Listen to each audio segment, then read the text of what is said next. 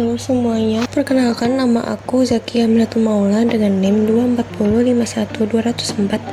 24051204141. Kali ini aku mau praktikum mengenai routing statis. Yang pertama, di sini kita memerlukan 3 router, 3 PC, dan juga 2 server. Nah, di antara router dengan PC, saya menghubungkan menggunakan kabel copper crossover.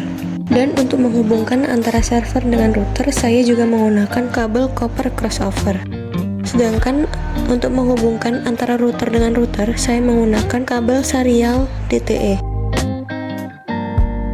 Pertama, kita setting IP dari PC-PC-nya terlebih dahulu. Di sini di PC1 IP-nya disetting menjadi .1, untuk subnet mask-nya menjadi .192, dan default gateway-nya menjadi .62.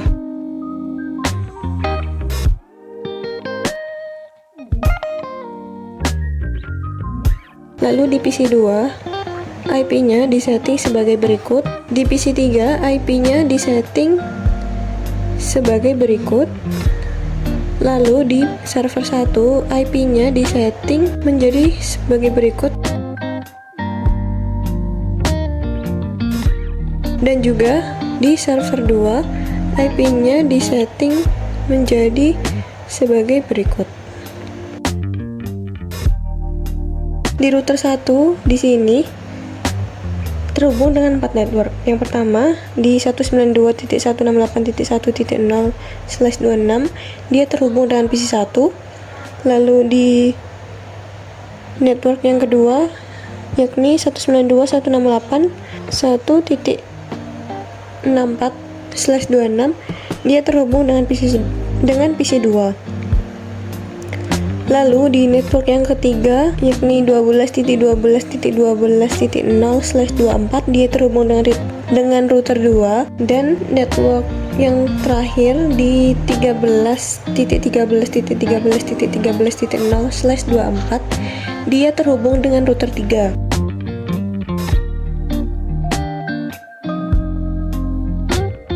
Nah, sedangkan di router 2 dia hanya terhubung dengan 3 network, yakni di 192.168.1.128/25 dia terhubung dengan PC3, lalu di 12.12.12.0/24 dia terhubung dengan PC1, lalu di 23.23.23.0/24 dia terhubung dengan router 3. Nah, di router 3 sendiri dia terhubung dengan 4 network, yakni di server 1 dengan network yang menghubungkan antara keduanya yakni 33.33.33.0/24, lalu yang menghubungkan antara router 3 dan router 3 dan server 2 yakni adalah network 43.43.43.0/24.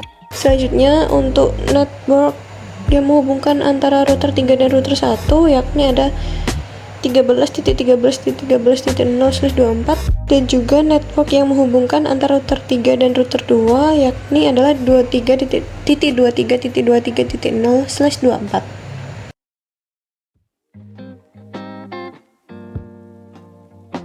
Lalu kita atur IP di router 1 yang menghubungkan antara router 1 dan juga PC1. Kita atur IP-nya sebagai berikut, lalu kita on-kan per statusnya.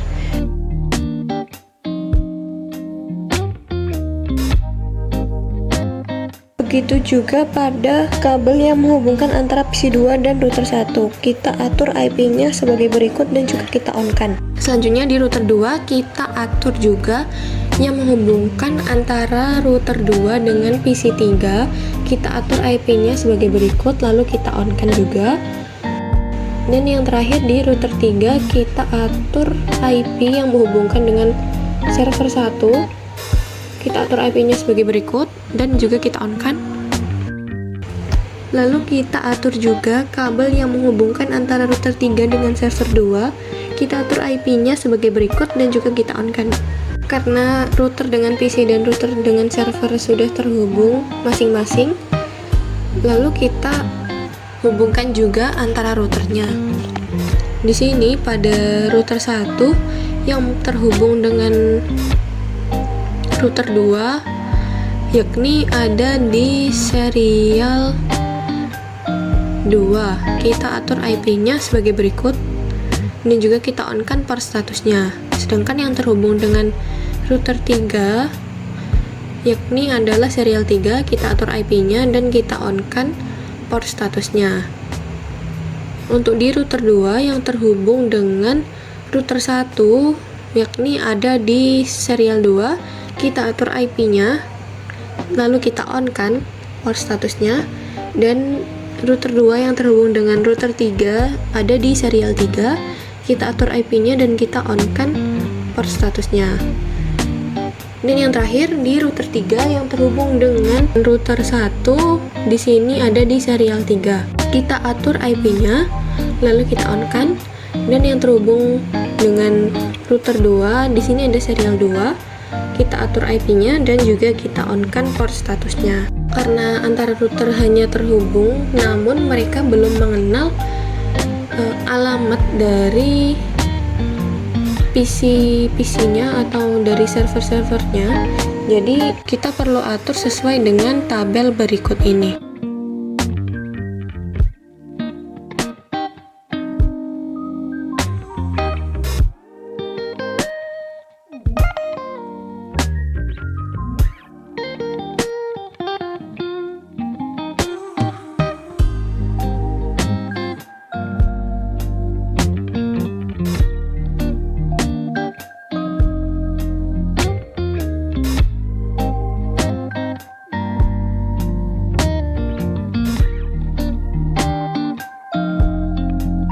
Karena kita sudah mengatur statusnya, kita pindah ke mode simulasi terlebih dahulu. Kita show none-kan dulu, lalu kita edit filternya menjadi ICMP. Yang pertama kita akan mengamati dari PC 1 ke PC 2. Di sini PC 1 melempar ke router dan router mencari alamat dari PC 2. Karena PC 2 ini masih dalam satu router, jadi dia tidak perlu melempar ke router lainnya. Dari PC 2 dia ingin mengembalikan ke PC 1 melewati router 1 terlebih dahulu, lalu dari router 1 dia dikembalikan lagi ke PC 1.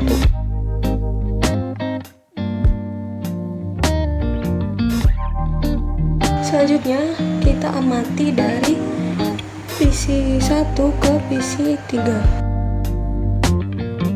Dari PC 1 dia dikirim ke router 1. Nah, di router 1 dia mencari dulu apakah ada alamat dari PC 3 di router 1. Nah, karena nggak ada, jadi router 1 mengirimkan ke router 2, lalu dari router 2 dia mendeteksi adanya PC 3, maka langsung dikirimkan ke PC 3. Dan di PC 3, jika dia ingin mengembalikan lagi ke PC 1, maka dia melemparkan ke router 2, lalu dari router 2 dikirim lagi ke router 1, dan dari router 1 dikembalikan ke PC 1. Selanjutnya kita coba dari PC 1 ke server 1. Dari PC 1 dikirimkan ke router 1. Di router 1 sudah tersimpan alamat dari si server 1 tersebut.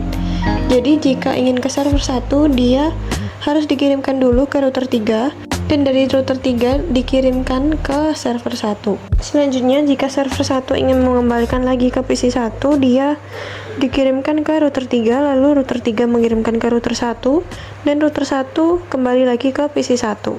Lalu kita amati dari PC 1 ke server 2. Dari PC 1 dia melempar ke router. Di router sudah tersimpan alamat dari PC 2, yang mana jika ingin ke server 2 dia perlu ke router 3 terlebih dahulu.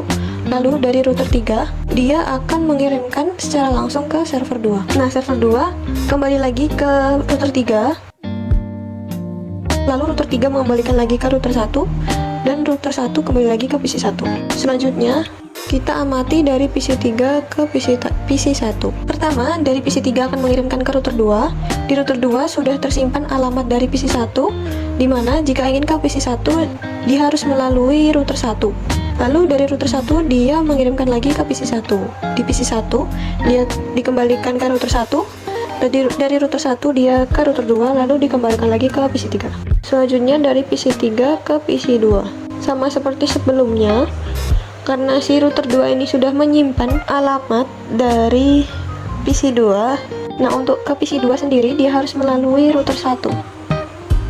Jadi dia tidak perlu memutar ke router 3 terlebih dahulu. Jadi dia langsung bisa dari router 2 ke router 3, ke router 1. Dan dari router 1 langsung dikirimkan ke PC 2, dan PC 2 mengembalikan lagi ke PC 3 melalui router 1 dan router 2. Lalu kembali ke PC 3.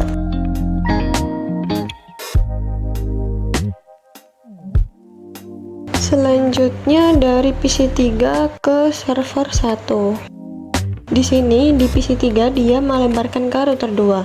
Di router 2 jika ingin ke server 1, kita dapat ke server 1 via router 3. Jadi kita tidak perlu muter ke router 1 terlebih dahulu. Jadi kita langsung ke router 3, lalu dari router 3 ke server 1. Begitupun jika server 1 ingin mengembalikan lagi ke PC 3, dia melewati router 3, lalu melewati router 2, dan di router 2 dia dikembalikan lagi ke PC 3. Selanjutnya kita amati dari PC 3 ke server 2.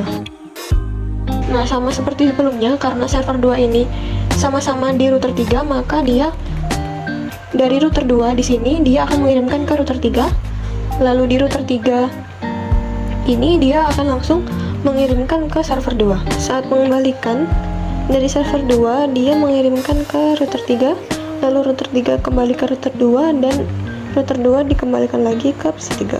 Selanjutnya kita amati dari server 1 ke server 2. Nah, karena server 1 dan server 2 ini ada dalam satu router sama kayak si PC 1 dan PC 2 di luar router 3 tersebut, maka dari server 1 ke server 2 dia dapat langsung mengirimkan, dan dari server 2 dia dapat langsung mengembalikan lagi ke server 1.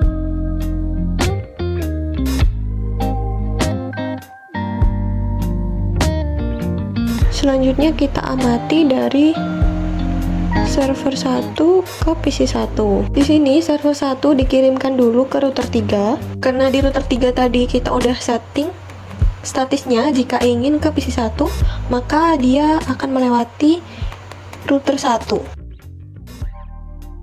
Dan di router 1 dia akan mengirimkan ke PC 1. Lalu jika PC 1 ingin mengembalikan, dia akan melewati router 1.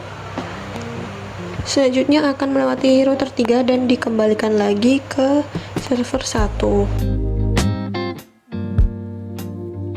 Selanjutnya kita amati dari server 1 ke PC 2. Karena PC 2 ini berada dalam satu router dengan PC 1, maka stepnya sama seperti sebelumnya. Karena di router 3 ini sudah diatur jika ingin ke salah satu dari PC yang ada di router 1, maka dia langsung dikirimkan ke router 1 tanpa harus muter terlebih dahulu. Jadi dia langsung dari router 3 ke router 1.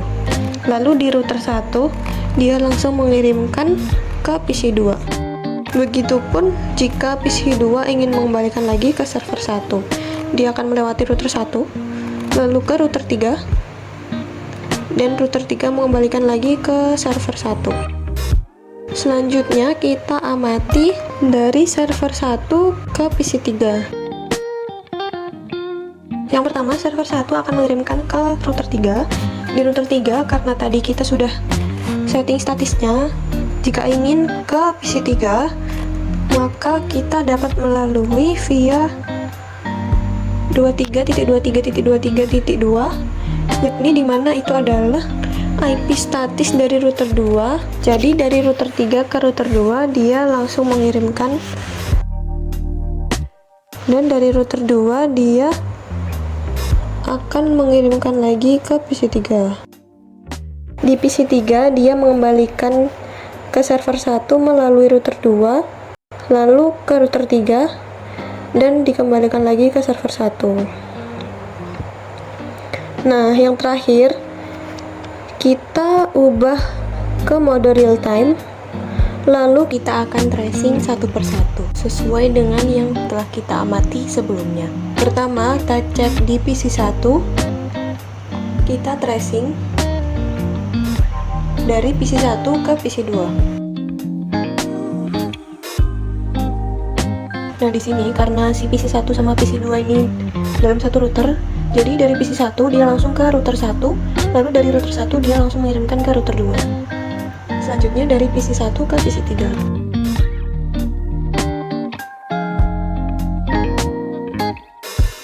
Nah, si PC3 ini kan dia ada di router 2. Jadi dari PC1 dia mengirimkan ke router 1, dari router 1 dikirimkan ke router 2, lalu dari router 2 dikirimkan ke PC3. Selanjutnya kita tracing dari PC1 ke server 1.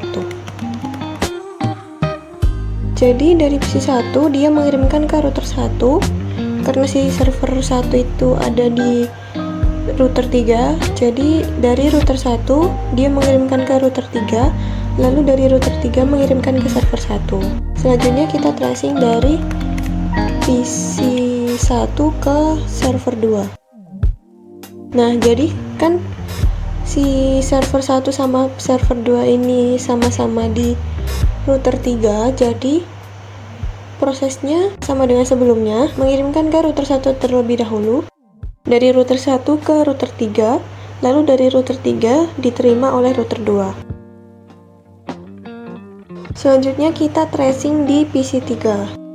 Kita tracing dari PC3 ke PC1. Nah, dia kan tadi kalau dari PC1 dia mengirimkan ke router 1 terlebih dahulu. Nah, dari PC3 ini dia mengirimkan ke router 2 terlebih dahulu, lalu dari router 2 dikirimkan lagi ke router 1, lalu diterima oleh si PC1. Lanjut kita tracing dari PC3 ke PC2. Nah, karena PC2 ini sama-sama satu router sama si PC1, jadi prosesnya pun sama. Namun bedanya dia dari router 1 langsung dikirimkan ke PC2. Lalu kita tracing dari PC3 ke server 1. Pertama dia mengirimkan ke router 2, lalu dari router 2 ke router 3, lalu dari router 3 diterima oleh si server 1. Selanjutnya kita tracing dari PC3 ke server 2. Sama seperti sebelumnya, dari PC3 dia mengirimkan ke router 2, lalu dari router 2 dikirimkan ke router 3. Di router 3 nanti dia diterima oleh server 2. Selanjutnya kita tracing dari server 1 ke server 2. Logikanya dia itu sama kayak PC1 dan PC2, karena si server 1 dengan server 2 ini sama-sama dalam satu router, jadi dia dari server 1 dikirimkan dulu ke si router 3, lalu dari router 3 nanti langsung dikirimkan ke server 2. Selanjutnya kita tracing dari server 1 ke PC1. Nah, dari server 1 dia melemparkan ke si router 3, dari router 3 ke router 1, lalu dari router 1 dikirimkan ke PC1. Kita tracing dari server 1 ke PC2. Nah, dia itu sama aja kayak si PC1, jadi dari server 1 dia ngirimin dulu ke router 3, lalu dari router 3 ke router 1, dan di router 1 dia ngirimin lagi ke PC2. Selanjutnya kita tracing lagi dari server 1 ke PC3. Nah, di sini dia langsung dari server 1 dikirim ke router 3, dari router 3 langsung ke router 2, lalu dari router 2 diterima oleh si PC3. Jadi hasil tracing tersebut sesuai dengan apa yang telah kita lakukan seperti sebelumnya. Sekian dari saya, jika ada salah pengucapan atau salah kata atau salah sebut atau salah ketik, mohon dimaafkan. Sekian dan terima kasih.